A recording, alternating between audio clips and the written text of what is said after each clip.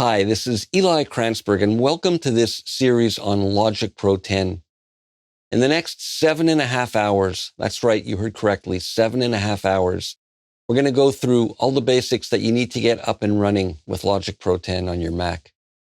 But first, let's check the following settings.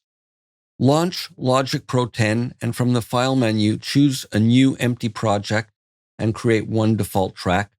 And then under the Logic Pro 10 menu, go to Sound Library, and if Download All Available Sounds is active, choose that to make sure you have all the content downloaded.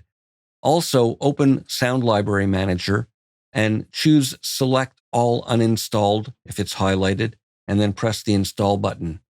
And finally, if you want to move your Logic content, you can go under the same menu to relocate Sound Library, and you can navigate between your available drives and relocate the sound content. In Logic's Preferences, go to the Advanced tab and make sure that Show Advanced Tools is enabled and that all the options are enabled as well. At the root level of your hard drive, go into Applications and then go into Utilities, and then in there, open up Audio MIDI Setup. And you want to make sure that your MIDI devices that you'll be using are recognized here, whether it's a keyboard controller or a MIDI interface. If it's not there, check with the manufacturer. You might need to download and install some drivers. Next, go to the Audio tab and make sure that your audio interface that you're using is recognized here. And again, if it's not, you may need to download some drivers from the manufacturer. And you can switch between these two windows from here. If either or both of them are not showing, this is where you can hide or show them. Back in Logic, go under the Logic Pro 10 menu to Preferences and Audio.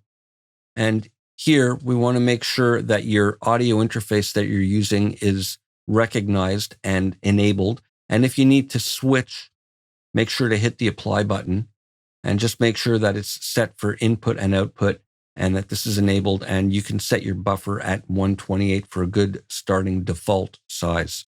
Close it up when you're done. From under the same Logic Pro 10 menu, go to Key Commands and make sure that in Presets, US is chosen. Those are the default key commands I'll be using throughout these videos, and I'm using a Mac extended keyboard with a numeric keypad. If you need to edit any settings, go into the Edit page over here, and here's where you can choose the presets, and you can save your own.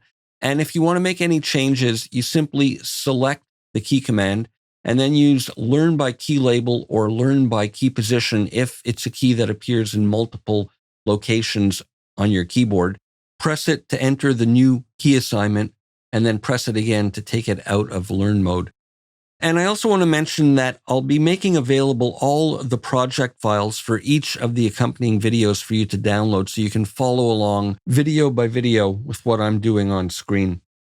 So stay tuned, and we'll get started in the next video.